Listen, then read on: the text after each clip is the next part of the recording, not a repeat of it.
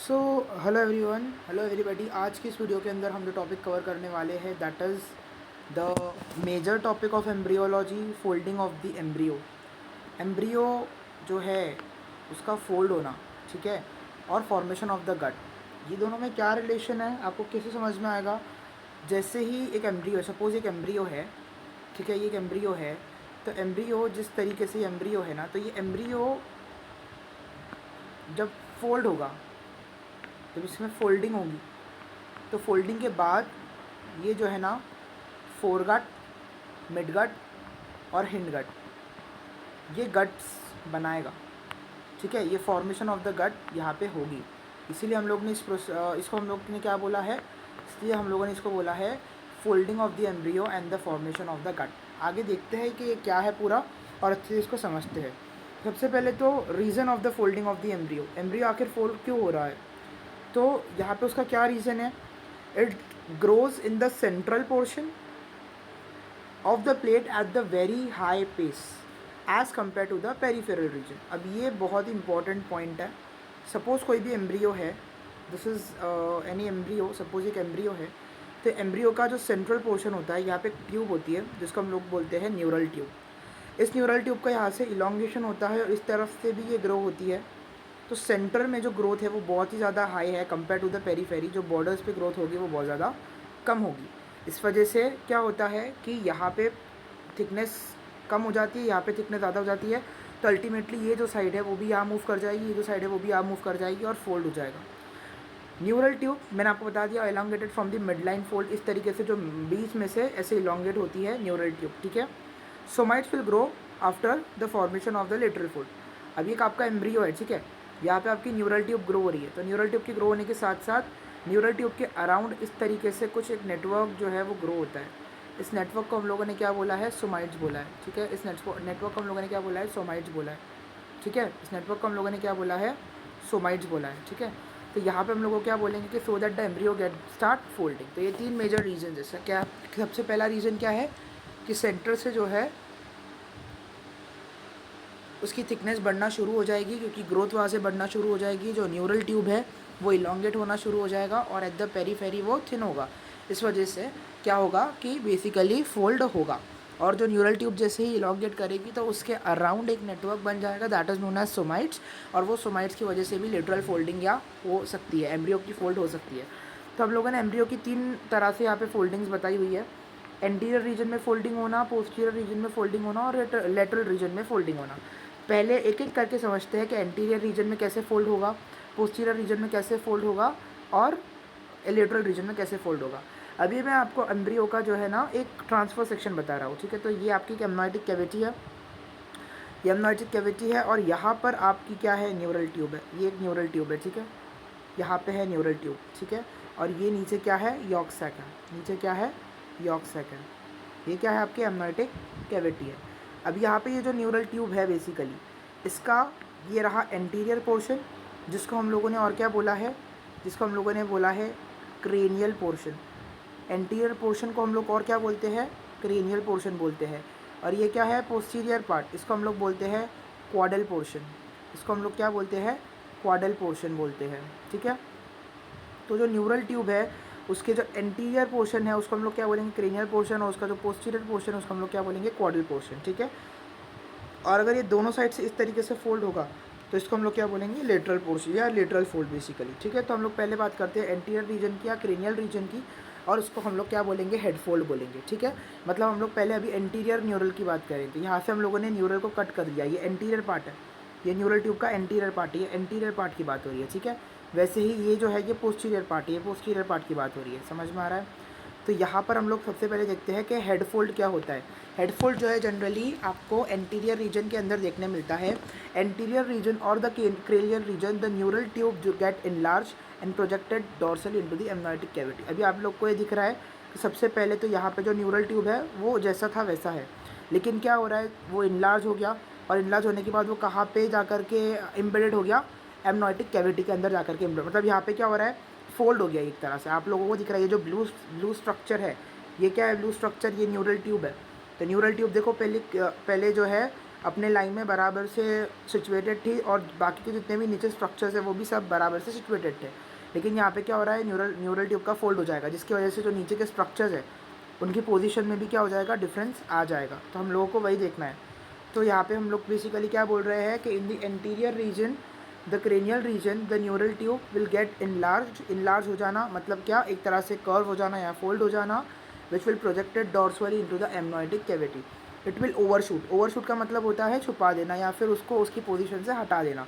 तीन स्ट्रक्चर्स को ये न्यूरल ट्यूब हटा देगा। कौन से तीन स्ट्रक्चर्स है, ओरोफेरिंजियल मेम्ब्रेन, प्रीकार्डियल रीजन और सेप्टम ट्रांसवर्सम। अब आपको ये दिख रहा होगा यहाँ पर इस डायग्राम में, देखिए ये जो है ये है ओरोफेरिंजियल मेम्ब्रेन, ये जो बॉल लाइक स्ट्रक्चर दिख रहा है ये है आपका प्रीकार्डियल रीजन, और ये जो आपको ऐसे थंबे लाइक स्ट्रक्चर दिख रहे हैं ये क्या है, आपका सेप्टम ट्रांसवर्सम है। ठीक है, ये आपका न्यूरल ट्यूब है। अब बेसिकली क्या हो गया, न्यूरल ट्यूब में फोल्ड आ गया। तो अभी देखो यहाँ पर इस तरीके से ओरोफेरिंजियल मेम्ब्रेन इस तरफ आ गया, प्रीकार्डियल रीजन इस तरफ आ गया और सेप्टम ट्रांसवर्सम इस तरफ आ गया। पहले ये कहाँ लाई करते थे, क्रेनियली लाई करते थे। आप देखिए septum transversum it will lie cranially मतलब इस तरफ। अब वो कहाँ लाई कर रहा है, इस तरफ। ठीक है, मतलब ये कॉर्डली लाई कर रहा है। तो रिजल्ट्स में क्या आएगा कि बेसिकली न्यूरल ट्यूब के कर्व होने से या न्यूरल ट्यूब की पोजीशन चेंज होने से जो स्ट्रक्चर्स है उनकी जो पोजीशन है वो बदल जा रही है, और इसकी वजह से क्या हो रहा है कि फोरगट फॉर्म हो जाएगा। तो हेड फोल्ड जो है, particularly head fold will be formation of the foregut, responsible for the formation of the foregut. तो foregut lie dorsally to the neural tube and ventrally to this all three structures, oropharyngeal membrane, pericardial space और septum transversum. तो आप देखिए कि ये जो fold है, ठीक है, तो ये एक यॉर्क सैक का एरिया है। फोरगट क्या है, एक यॉर्क सैक का एरिया है जो कि न्यूरल ट्यूब के फोल्ड होने के बाद ट्रैप हो गया है। किसके बीच में ट्रैप हो गया है, डॉर्सली न्यूरल ट्यूब के बीच में और वेंट्रली इन तीन स्ट्रक्चर्स के बीच में, ओरोफेरिंजियल मेम्ब्रेन, पेरिकार्डियल रीजन और सेप्टम ट्रांसवर्सम। मैं आपको फिर से इसको ऐसे एक्सप्लेन करता हूँ कि ये आपकी न्यूरल ट्यूब है और यहाँ पे नीचे आपके तीनों स्ट्रक्चर्स हैं। ठीक है, अब आपकी न्यूरल ट्यूब जैसे ही फोल्ड हो गई इस तरीके से, तो ये जो तीनों स्ट्रक्चर्स है जो यहाँ पे पहले लाई करते थे, मतलब क्रेनियल रीजन में पहले लाई करते थे, वो आ जाएंगे इस तरफ कॉर्डल रीजन में, और यहाँ पे एक स्पेस क्रिएट हो गई। स्पेस को हम लोगों ने क्या बोला है, इसको हम लोगों ने बोला है फोरगट। स्पेस को हम लोगों ने क्या बोला है, फोरगट बोला है। ठीक है, और ये जो कॉर्डली लाई हो गई, ठीक है, तो ये मैंने आपको पहले डिस्कस कर दिया कि उसकी पोजीशनिंग जो है स्ट्रक्चर्स की वो चेंज हो जाएगी। तो ये हो गया एंटीरियर फोल्ड या head fold which will be result in the formation of the foregut. अब उसी तरीके से हम लोग क्या देख रहे हैं, पोस्टीरियर फोल्ड या फिर जो न्यूरल ट्यूब है उसकी पिछू साइड से, मतलब टेल साइड से, टेल फोल्ड हम बोलते हैं, पीछे की साइड से फोल्ड हो रहा है। तो यर the tail fold of the neural tube will be folded to form the in the form of from the caudal region. यहाँ पे क्या था, क्रेनियल रीजन था, यहाँ पे क्या है, क्वाडल रीजन है। तो it will overshoot the three structures, जैसे वहाँ पे ओरोफेरिंजियल मेम्ब्रेन, प्रीकार्डियल रीजन और आपका सेप्टम ट्रांसवर्सम, ये थ्री स्ट्रक्चर्स थे जो ओवरशूट हो रहे थे। यहाँ पे जो तीन स्ट्रक्चर्स ओवरशूट होंगे वो कौन से हैं, प्रिमिटिव स्ट्रीक। और ये प्रिमिटिव स्ट्रीक आपको पता है क्या है, नोटोकॉर्ड। अगर आप लोगों ने नोटोकॉर्ड वाली वीडियो देखी होगी तो आप लोग समझ गए होंगे what is primitive streak. Cloacal membrane और कनेक्टिंग स्टॉक, ये तीन जो है मतलब न्यूरल ट्यूब के फोल्ड होने से पोस्टीरियर साइड पे ओवरशूट हो जाएंगे, जैसे एंटीरियर साइड पे वहाँ पे वो तीन हो रहे थे। ठीक है, the tail folding that is result in the formation of the hindgut, और यहाँ पे क्या बन जाएगा, हिंडगट बन जाएगा। एंटीरियर फोल्ड और जो हेड फोल्ड था उसकी वजह से क्या बन रहा था, फोरगट बन रहा था। जो पोस्टीरियर फोल्ड और जो टेल फोल्ड है उसकी वजह से क्या बन रहा है, हिंडगट बन रहा है। Which lie dorsal to the neural tube and ventral to the three major structures will be overshooting. तो वही कि जैसे फोरगट क्या कर रहा था, फोरगट डॉर्सरी न्यूरल ट्यूब से लाई कर रहा था और नीचे तीन स्ट्रक्चर्स थे, वो जो गैप था वही फोरगट है। उसी तरीके से यहाँ पे हिंडगट भी है जो कि पोस्टीरियर साइड पे है, जो कि किससे लाई कर रहा है, डॉर्सली न्यूरल ट्यूब से लाई कर रहा है। और नीचे ये जो तीन स्ट्रक्चर्स है, कौन से तीन स्ट्रक्चर्स, आपके प्रिमिटिव स्ट्रीक, क्लोइकल मेम्ब्रेन और कनेक्टिंग स्टॉक। तो अभी डायग्राम देखते हैं। अब ये देखिए आप पोस्टीरियर साइड पे आ गए आप लोग, ठीक है, क्लोइकल रीजन में आ गए। ये क्या है, आपका न्यूरल ट्यूब है। न्यूरल ट्यूब पहले नॉर्मल स्ट्रक्चर्स में है, तो ये देखो क्वाडली लाई कर रहा है। वहाँ पे कैसे लाई कर रहा था, क्रेनियली लाई कर रहा था नॉर्मल पोजीशन में। यहाँ पे कैसे लाई कर रहा है, क्वाडली लाई कर रहा है। ठीक है, ये देखिए ये जो है ये कनेक्टिंग स्टॉक है, ये प्रिमिटिव स्ट्रीक है और ये क्लोइकल मेम्ब्रेन है। ठीक है, आप लोगों को दिख रहा है। तो बेसिकली इस तरीके से ये लाई कर रहा है। अभी क्या होगा बेसिकली कि जैसे ही ये न्यूरल ट्यूब फोल्ड होगा इनकी पोजीशन बदल जाएगी। ये देखिए न्यूरल ट्यूब फोल्ड हुआ, अब ये सब क्रेनियल रीजन में आ रहे हैं। ठीक है, तो रिजल्ट क्या आएगा यहाँ पे कि पहले क्या कहाँ थे, कॉर्डल रीजन में थे, अब क्रेनियल रीजन में आ गए। वहाँ पे क्या था, पहले क्रेनियल रीजन में थे, अभी पहले फिर कॉर्डल रीजन में आ गए। यहाँ पे पहले कॉर्डल रीजन में थे बिकॉज ये पोस्टीरियर साइड है, ठीक है, कॉर्डल रीजन में थे, और यहाँ पे अभी क्रेनियल रीजन में आ गए। तो ये जो न्यूरल ट्यूब है बेसिकली ये फोल्ड हो गई। इसके फोल्ड होने की वजह से देखो यहाँ पे फिर से गैप बन गया। तो वहाँ पे जो गैप बनेगा उसको हम लोग ने क्या बोला था, फोरगट। यहाँ पे जो गैप बनेगा उसको हम लोग क्या बोलेंगे, hindgut, which lie dorsally to the neural tube and which lie ventrally to the primitive streak, cloacal membrane and connecting stalk. Primitive streak, cloacal membrane and the connective stalk। आपको ये समझ में आ रहा है क्या? तो this will be result in the formation of the hindgut. तो हम लोगों ने यहाँ पे एंटीरियर फोल्ड भी कवर कर दिया और पोस्टीरियर फोल्ड भी कवर कर दिया, ठीक है। अब बेसिकली यहाँ पे हम बात करते हैं लेटरल फोल्ड की। तो लेटरल फोल्ड में क्या होगा, lateral fold happen rapid enlarging of the neural tube and somites. मैंने आपको पहले ही बता दिया था कि जो सेंट्रल पोर्शन एम्ब्रियो का वहाँ पे न्यूरल ट्यूब है, उस न्यूरल ट्यूब के ग्रो होने के बाद इस तरीके का नेटवर्क वहाँ पे ग्रो होना शुरू हो जाएगा जिसको हम लोग बोलते हैं सोमाइट्स। जैसे ही ये ग्रो होना शुरू हो जाएगा तो बीच की जो चीज़ है वो थिक हो गई, यहाँ से थिन हो गई, तो ये इस तरफ फोल्ड होना शुरू हो जाएगा, ये इस तरफ फोल्ड होना शुरू हो जाएगा। तो इसको हम लोग ने क्या बोला है, लेटरल फोल्ड बोला है। The right and left fold roll ventrally, इस तरीके से राइट और लेफ्ट, ठीक है, राइट और left it will roll ventrally. The approximation of the fold that will enclose the part of yolk sac that is known as midgut। वहाँ पे मतलब एंटीरियर फोल्ड के अगर मैं बात करूँ तो वहाँ पे जो यॉर्क सैक का पार्ट ट्रैप हो रहा था वो कौन सा पार्ट था, फोरगट था। जो पोस्टीरियर पार्ट में यॉर्क सैक का पार्ट बीच में ट्रैप हुआ है वो कौन सा है, हिंडगट है। और जो लेटरल पार्ट में यॉर्क सैक का पोर्शन ट्रैप हुआ है वो क्या है, मिडगट है। अब आपको समझ में आ रहा है आई गेस, ठीक है। तो lateral fold result in the formation of midgut. तो anterior fold result in the formation of foregut, posterior fold result in the formation of hindgut and lateral fold result in the formation of midgut, ठीक है। तो आपको ये याद रखना है, ठीक है। तो बेसिकली क्या हो रहा है ना कि both anterior and posterior folds lead to the formation of increasing in the amniotic cavity and decreasing in the size of yolk sac. अब यहाँ पे अल्टीमेटली शॉर्ट में ये बताया है कि ये आपकी एमनोटिक कैविटी है, ठीक है, ये आपकी क्या है, एमनोटिक कैविटी है।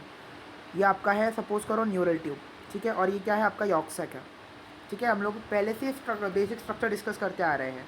ये क्या है आपका यॉर्क सैक है, ये एमनोटिक कैविटी है, ये न्यूरल ट्यूब है। तो अब ये जो न्यूरल ट्यूब है पहले तो ये एंटीरियर रीजन से फोल्ड हुआ, इस तरफ फोल्ड हुआ, तो यहाँ पे क्या बना, फोरगट बना। फिर ये क्या हुआ, इस तरफ फोल्ड हुआ तो यहाँ पे क्या बना, हिंडगट बना। बीच में न्यूरल ट्यूब और ग्रो होगा तो यहाँ से भी फोल्ड होगा, यहाँ से भी फोल्ड होगा, तो ये क्या हुआ, मिडगट बना। तो यहाँ पे फोरगट बन गया, यहाँ पे मिडगट बन गया, यहाँ पे हिंडगट बन गया।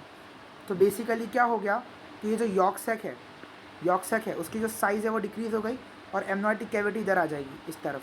तो एमनोटिक कैविटी की बेसिकली साइज़ इंक्रीज़ हो गई। बहुत ही रफ डायग्राम बना के समझाया है, आई होप आपको समझ में आया होगा। तो बेसिकली इस तरीके से जो है वो क्या होता है, फॉर्मेशन होता है किसका, गट का। तो फोरगट जो है वो एंटीरियर फोल्ड से फॉर्म होगा जहाँ पे 3 स्ट्रक्चर्स ओवरशूट हो रहे हैं, ओरोफेरिंजियल मेम्ब्रेन, पेरिकार्डियल स्पेस और सेप्टम ट्रांसवर्सम। पोस्टीरियर साइड पे प्रिमिटिव स्ट्रिक, क्लोइकल मेम्ब्रेन और कनेक्टिंग स्टॉक क्या हो रहे हैं, ओवरशूट हो रहे हैं और क्या फॉर्म हो रहा है, हिंडगट फॉर्म हो रहा है। और लेटरल साइड पे क्या हो रहा है, मिडगट फॉर्म हो रहा है। तो आई होप कि आप लोगों को समझ में आया होगा और ये हेल्पफुल रहेगी वीडियो। थोड़ा सा ये टॉपिक क्या है, कॉम्प्लिकेटेड है, so we have to see the multiple concepts या मल्टीपल वीडियोज़ या multiple time a single video to understand this topic. उसके अलावा बहुत सारी अदर रेफरेंस बुक्स में से पढ़ना पड़ता है। ये तो बहुत ही शॉर्ट में बता दिया है, मतलब एक रफ आइडिया है या एक तरीके से ये मतलब इजी वे है। ये टॉपिक बहुत ज़्यादा कॉम्प्लिकेटेड टॉपिक है and it is very hard to remember it. Okay, so I hope कि आप लोगों को जितना भी मैंने समझाया समझ में आया है। एंटीरियर फोल्ड क्या है, पोस्टीरियर फोल्ड क्या है, लेटरल फोल्ड क्या है, वो आपको समझ में आना चाहिए। न्यूरल ट्यूब जो इलोंगेशन होगा किस तरह इलोंगेट होगा, सोमाइट्स क्या है, ठीक है, बीच में से क्यों इलोंगेट ज़्यादा हो रहा है, पेरीफेरी में से क्यों इलोंगेट कम हो रहा है, फोल्ड कैसे होगा एम्ब्रियो, गट्स कैसे बनेंगे। अब मैं फिर से आपको बता दूं कि ये देखिए एमनोटिक कैविटी है, ये यॉर्क सैक है, ये है न्यूरल ट्यूब। तो न्यूरल ट्यूब जैसे यहाँ से ऐसे फोल्ड होगा और ये यहाँ से ऐसे फोल्ड होगा, तो ये जो गैप है वो क्या है, हिंडगट। ये जो गैप है क्या है, फोल्डगट। ये जो गैप बनेगा इधर ये क्या है, मिडगट। और ये यॉर्क सैक बेसिकली क्या है, डिक्रीज़ हो गया, एमनोटिक कैविटी इंक्रीज़ हो गई। तो यही बेसिकली बताने का पूरा मकसद है इस पूरे वीडियो का। सो आई होप कि आपको समझ में आया होगा। Thank you so much.